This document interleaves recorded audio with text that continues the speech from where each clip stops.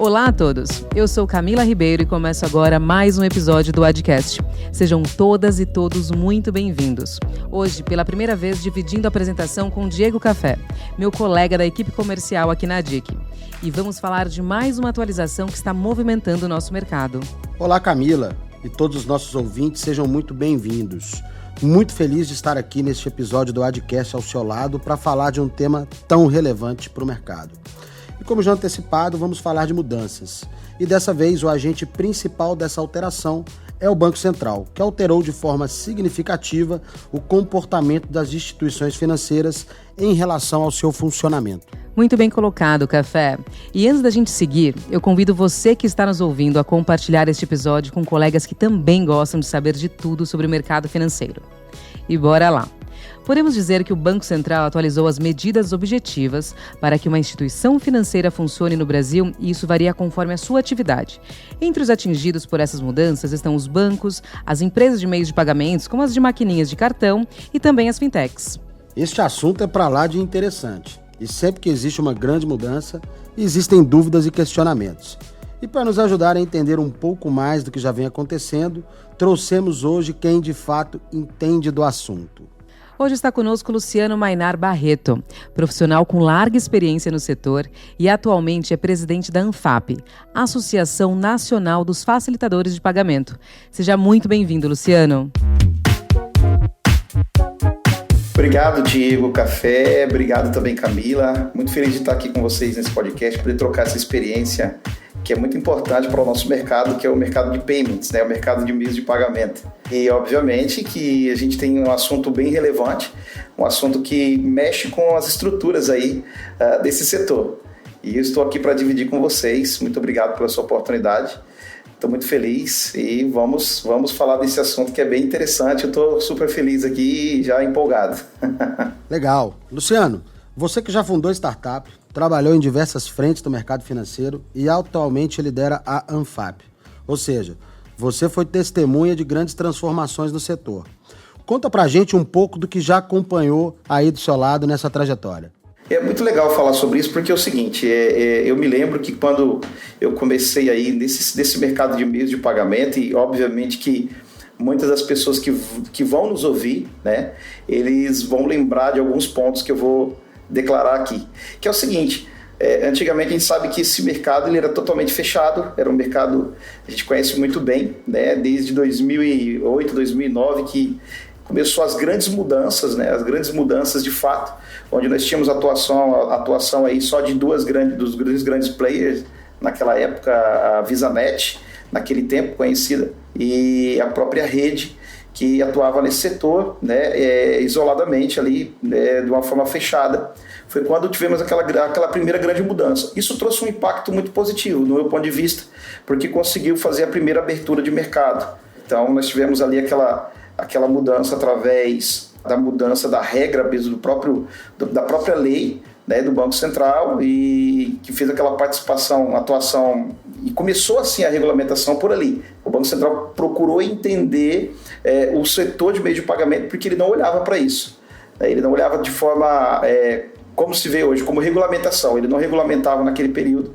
E aí nós tivemos ali essa primeira quebra e foi bem legal, porque até então nós tivemos a operação multibandeira, né? Então nós começamos a ver um POS trabalhar com mais de uma bandeira de cartão de crédito. Eu tenho fotos antigas que mostravam os balcões dos estabelecimentos com 4, 5 maquininhas, né? 4, 5 POS terminais ali para poder aceitar as diversas bandeiras que hoje é aceito através de um único terminal e com várias inovações, né? E que a gente consegue observar no nosso dia a dia. Ainda mais com o advindo dessas novas tecnologias aí de pagamento, a exemplo do Pix, etc. Né?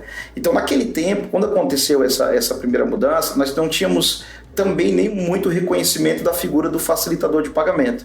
E aí, o que aconteceu? O mercado começou a se movimentar, nasceram-se mais facilitadores, descobriram-se outros facilitadores de pagamento, a exemplo do que aconteceu com, por exemplo, PagSeguro, entre outros que estavam nesse setor, né?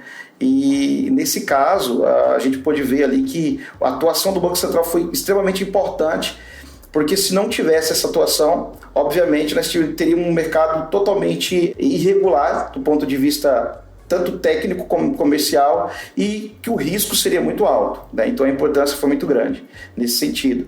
E agora a gente está vendo essa nova mudança aí que eu quero também comentar com vocês. Muito legal, Luciano. Acho que você colocou muito bem, né? Acho que talvez a gente tenha passado por duas grandes mudanças no mercado, né? Primeiro de 2010 para cá, né? Com a abertura do mercado que até então funcionava num duopólio, né? De dois grandes players, né? Ou seja, de 2010 a gente começa a observar a entrada de novos adquirentes, né, nesse jogo, né? A então VisaNet se transforma em Cielo, a então Redcar se transforma em Rede.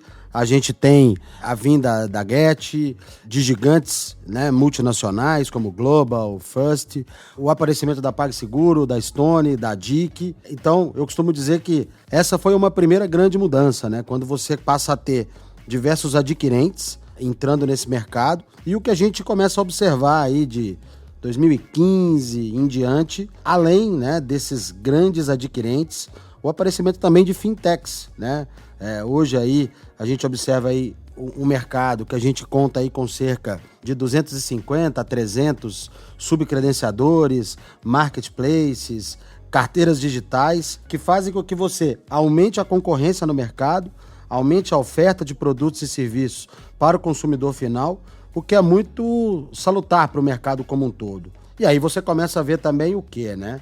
Com o surgimento de vários players nesse mercado, a necessidade de você começar a observar um pouco o aumento de níveis de regulação, que é um pouco do ponto aqui que a gente vai entrar aqui um pouco mais nesse nosso bate-papo de hoje. E aí, o que acontece? Nós tivemos esse primeiro ponto dessa regulação mesmo, que o mercado falou, olha, isso tá solto, está bagunçado, digamos assim, em outras palavras, né? Vamos organizar esse processo. Vamos saber agora, vamos dar nome e vamos saber quem é quem. Então, o Banco Central conseguiu constituir, deu a figura, não, você é o subcredenciador. E aí ele pediu, aí desceu a régua para que o instituidor de arranjo de pagamento, né, ele pudesse também regular ali dentro da participação do arranjo o credenciador, e o credenciador, o subcredenciador que está plugado nele, né? E isso foi muito bacana.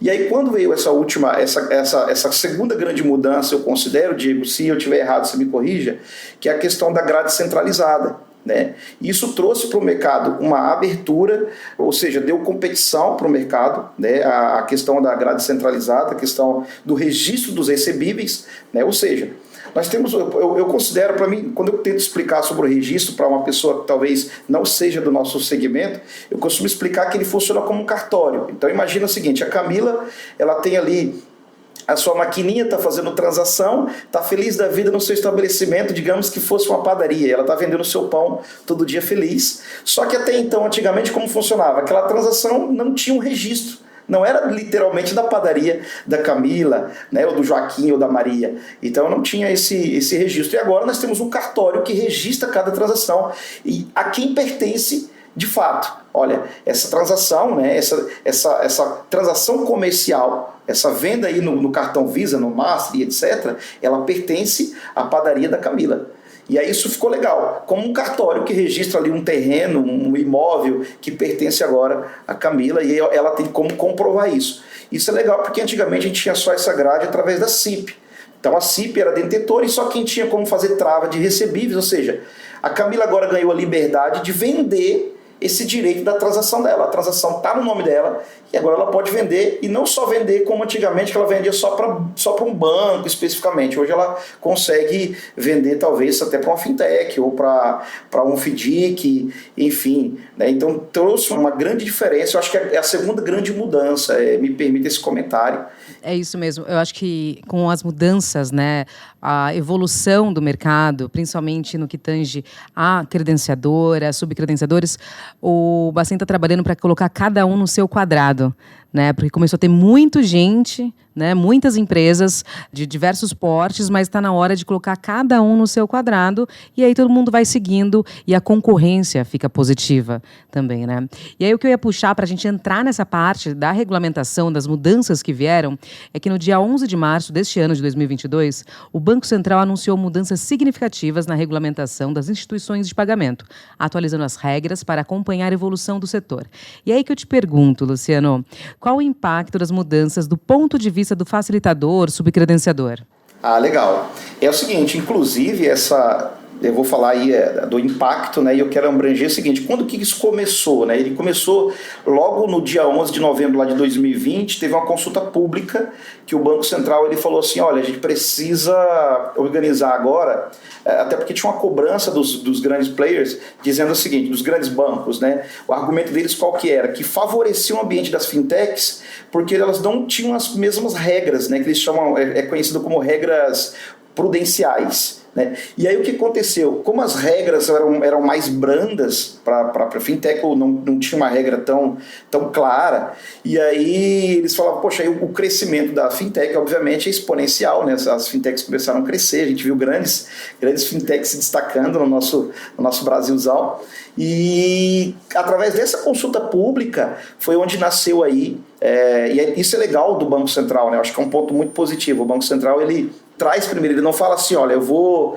apenas regulamentar, ele consulta o mercado, ele consulta ali os especialistas, enfim, né, deixa aberto aí para o público, para que possa se ter opiniões, né, objetivas, e aí, lógico, os participantes, os advogados, pessoas que são entendedores, eles ajudam a criar essa regulamentação. E eu sei que eles se inspiraram porque tinha a questão do banco, um banco tradicional hoje tem toda aquela questão da Basileia, etc e tal. E aí o banco ele pensou o seguinte, peraí, é um pouco injusto, como é que eu como instituição grande, eu tenho todo um risco, porque esse risco é de fato existente, então eu não discordo do ponto de vista do banco.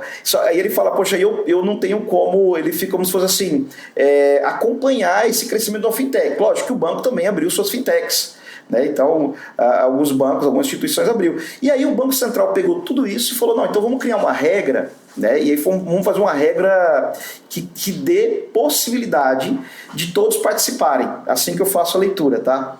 Essa leitura que eu fiz. Vamos colocar todo mundo no jogo, mas também não podemos tratar todos iguais, porque nem todos têm o mesmo tamanho, nem todos têm a mesma capacidade, nem todos são o mesmo grupo econômico, né? Então não tem aquele poder de fogo, né? Funding, etc., para poder ser tratado por igual. E aí essa nova regulamentação, ela trouxe mudanças significativas, né? E, por exemplo, para quem é para quem é facilitador de pagamento, né, que está nesse mercado aí, ele tem que estar atento dessa nova regra. Por quê? Porque ela traz uma grande mudança, ela começa agora em janeiro de 2023, né, e aí tem algumas resoluções que estão ali disponíveis no site do Banco Central, né, resolução 97, 98, 99, 200, 201 e 202.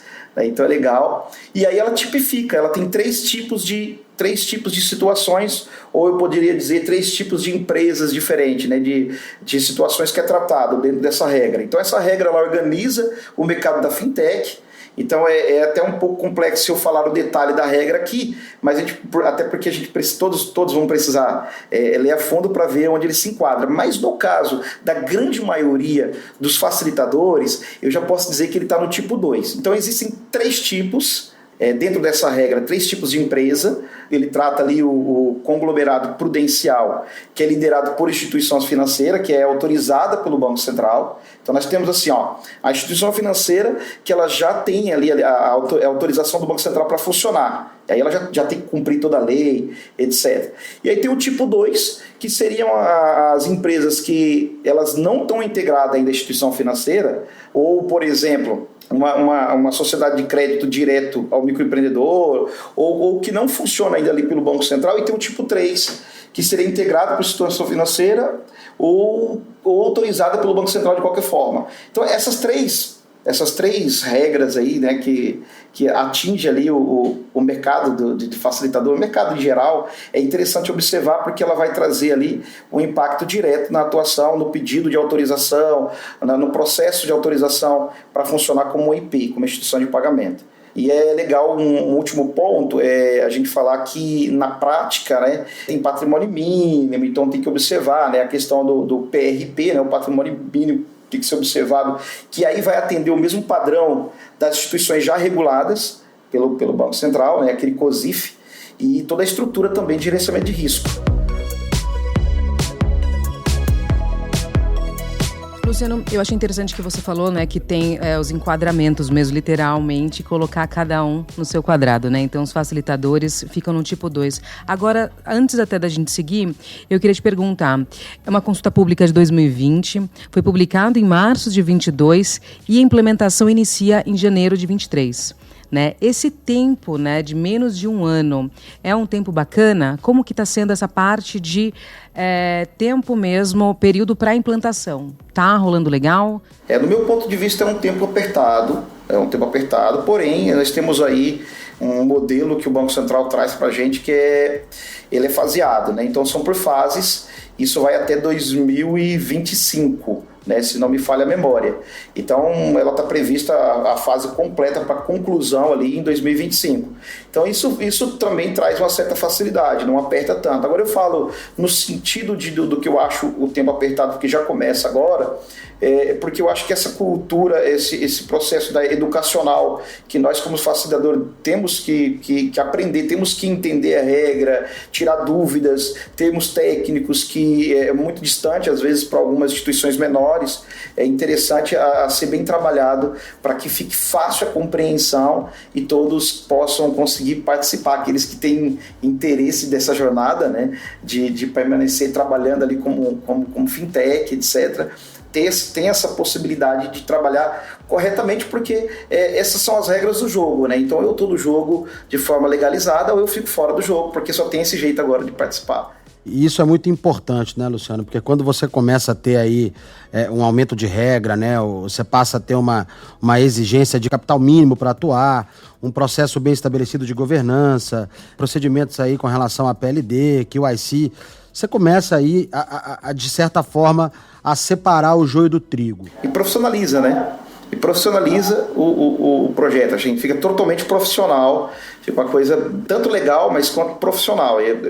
Cria-se até uma certa barreira de entrada, né, que ela é interessante porque você tem pessoas melhores capacitadas, que é o interesse do Banco Central, né, para colocar. Você precisa entender do negócio, porque hoje em dia no Brasil é muito fácil abrir um negócio. Né? Qualquer pessoa ela pode dar um início e abrir qualquer tipo de negócio. A questão é se aquele negócio ele vai ter vida longa ou vida curta, né? É uma questão mesmo de capacidade, é uma questão de entendimento de cada um, né? Do quão eu posso, de energia também, né? Quanto eu consigo me dedicar àquele negócio, até porque tem negócios mais complexos e outros menos.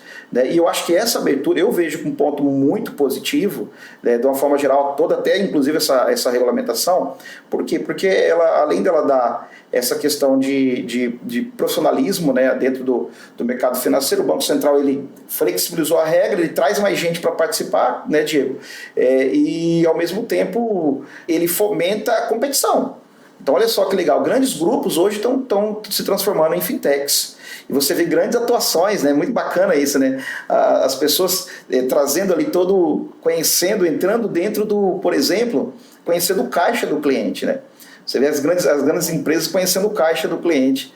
Ele consegue levar ali a solução financeira, uma fintech e tal, e ele consegue depois dar crédito para essa pessoa, porque ele conhece a saúde financeira de cada cliente que participa dentro do arranjo dele ali, né? Dentro da IP ou da fintech desses grupos. Com certeza. E acaba que o grande beneficiado disso tudo é o consumidor final, que passa a ter uma melhor prestação de serviço, passa a ter uma maior gama aí de oferta de soluções para o seu negócio. Agora, mais uma pergunta aqui, Luciano, assim, de forma prática, né? Você que está aí no dia a dia de uma fintech, está à frente aí de uma associação de extrema importância para esse setor e convive aí diariamente com outros líderes de fintech. Como que, de forma prática, né, todas essas exigências aí para cumprimento de questões regulatórias exigidas aí, não só por Banco Central, mas por bandeiras também, como que isso impacta o dia a dia do business de vocês? Como que isso impacta a gestão do negócio de vocês de forma prática? De forma prática, eu te digo o seguinte: toda empresa de meio de pagamento, ela vai precisar ter uma estrutura de governança. Né? Então, eu entendo o seguinte: muito das empresas, muito dos facilitadores, ela terceiriza, ela pode continuar terceirizando, não há problema, mas ela vai... Essa estrutura, que era uma estrutura muitas vezes apenas terceirizada ou apenas sobre uma pessoa, de uma única pessoa, ela passa a aumentar, até porque ela tem que ter controles melhores, ela vai ter que ter um envolvimento na parte contábil melhor. Então, o dia a dia da empresa, ela tem que ter ali alguém que olhe para esse ponto de atenção, né, e ela possa responder essas regras de maneira eficiente. Então, não é só preencher para dizer, olha, eu estou pronto, estou apto, né? Mas de fato, você gerar evidências, você mostrar o seu dia a dia que você está preparado para o mercado, né? Então, no dia a dia, tem que ter essa estrutura aí de governança. Obviamente, aí nasce, inclusive, possibilidades, né? Gera-se empregos, etc., né? Então, você tem ali um ponto, mas não vejo muito fugindo disso. Pode ser até uma empresa que não tem ali ainda uma estrutura bem estabelecida, ela pode até terceirizar, ela pode trazer isso é muito comum hoje em dia, mas ela precisa trazer ali parceiros ou então ter ali um time para poder atender essas demandas, porque essas demandas, você veja, que se a gente pegar um histórico, né, de alterações e de mudanças, ela vem numa crescente, ela vem com calma e sempre vem uma resolução nova do Bacen. Daqui a pouquinho passa mais um tempinho, vem outra, e a gente tem ali, e principalmente para as fintechs ou para as instituições, né, para os facilitadores que querem atuar com as principais soluções do mercado, né? Quando eu digo Pix, eu digo os principais meios de pagamento, as principais bandeiras de cartão de crédito, né? Enfim, ele tem que estar com essa estrutura já pronta. Se ele não tiver, ele precisa agora correr o quanto antes para estabelecer. É assim que eu entendo, e isso vai fazer total diferença. Bacana, Luciano. Agora, o principal motivo, né, que o Bacen alega para fazer todas essas mudanças, trazer, né, essa evolução, é o crescimento, é a diversificação das fintechs no Brasil, né, que elas passaram a criar também subsidiárias que assumam os riscos, né, sem requerimentos prudenciais proporcionais. Você acredita que essas mudanças podem trazer uma desaceleração e até a diminuição das operações dessas fintechs? A princípio, eu acredito que pode. Você tem algumas regras ali que são super apertadas para alguns tipos de players, né? E aí pode ser que tragam... o jogo fica... Sempre quando tem mais regra, o jogo vai ficando mais difícil. Isso é um pouco já claro, né? Então ele vai ter alguns desafios assim para o lado das fintechs, e que esses desafios precisam ser superados. Então, obviamente, que as empresas vão ter que se rebolar para poder dar conta do recado e continuar crescendo. Mas eu não vejo que vai impactar no crescimento, né? Você traz ali, quando vem logo essas regras, você fala, eu tenho que trazer mais responsabilidades, né? Então, mais trabalho. Então, quando eu tenho mais responsabilidades, eu tenho mais trabalho, eu tenho mais coisas para olhar, né? Eu tenho mais coisas para me preocupar, então eu tenho menos tempo, né? Eu gasto mais do meu tempo para resolver aquilo que já estava resolvido. Então, obviamente, que as empresas elas vão ter que resolver essa questão e partir para cima, porque mesmo com esse cenário, é muito positiva ainda a atuação das fintechs. As fintechs elas estão muito favoráveis, mesmo diante dessa circunstância, né? O cenário tem muita coisa boa, no meu entendimento, que está para acontecer nesse mercado que era apenas de 5 grandes players. Se a gente for ver, 5 bancos que atuavam aí isoladamente. Hoje nós temos aí grandes instituições assim, e pequenas que se destacaram muito com relação a esse mercado.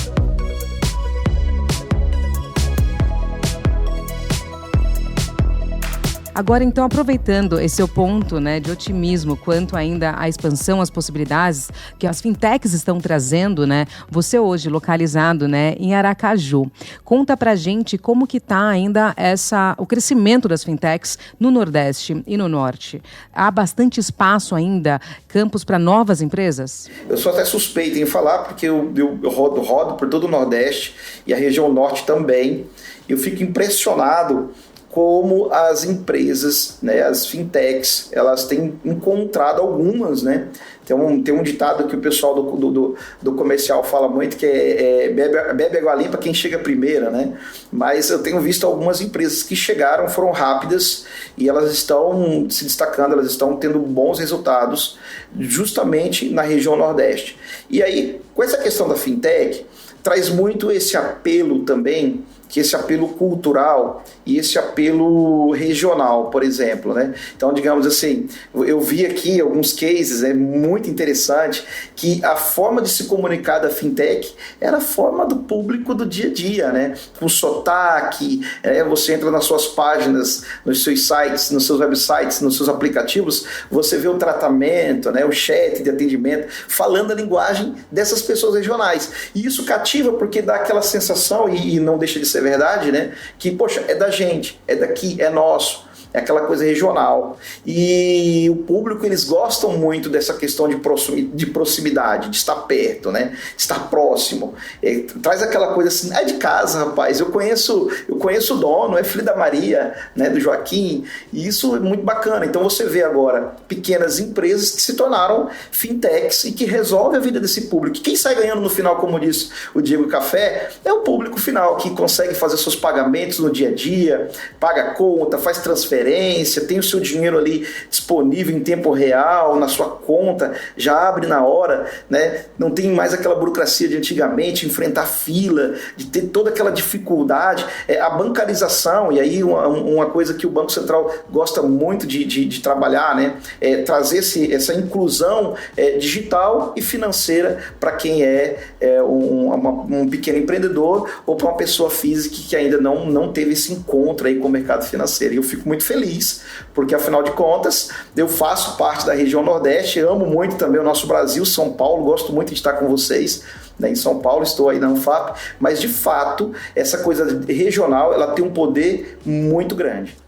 Esse Brasil é muito grande, né, Luciano? E acho que é isso mesmo, né? Acho que todo esse aumento aí de regras, eu não vejo como um problema para as fintechs, e sim como uma forma, né, de que elas sejam, né, cada vez mais profissionais e continuem trazendo, né, de forma direta, né, todos os benefícios que elas trazem para o consumidor final, né, o quanto todas essas fintechs, né, nos ajudam no dia a dia e de forma indireta também, né, porque com o surgimento das fintechs, os grandes bancos também estão tendo que se reinventar. Então, acho que de maneira bem ampla, isso só traz benefício para a gente, né? Então, eu falo aqui primeiro como consumidor, né, como consumidor de fintech, e falo também por trabalhar numa instituição, né, porque a gente diz que aqui na DIC a gente é fornecedor de solução de pagamento e tecnologia para fintech. Então a gente tem hoje aqui cerca de 300 fintechs conectadas diretamente na gente, levando aí uma gama de produtos e serviços para o consumidor final.